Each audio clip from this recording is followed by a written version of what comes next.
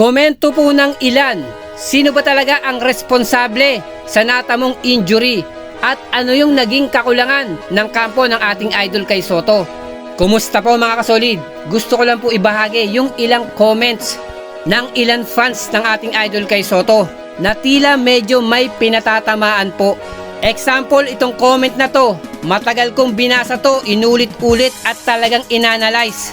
And nag-research din po ako about sa mga sinasabi nito.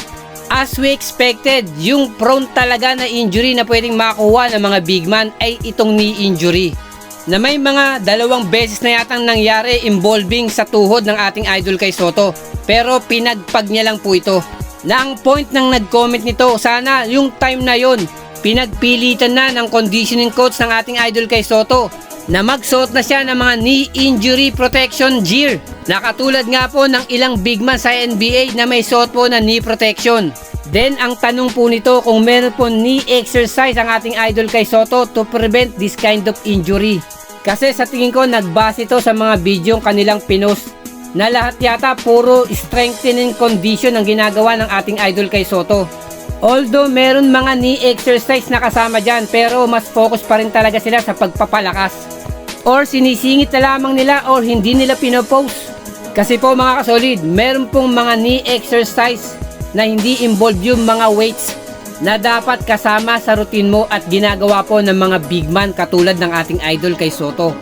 In terms of scientific naman, tama rin po yung nag-comment nito na sinabi niya every 6 months dapat may MRI yung isang player na para po makita o ma-prevent yung further injury. Pero about sa aking research, dapat daw po bago magsimula yung practice sa opening season or during season, ganun din sa off season o pagkatapos ng isang season to prevent damage or injury, na isa pong malaking correct. Pero yung sinasabi nitong blood test, medyo malabo po yun. Hindi po siya ganong ka-accurate.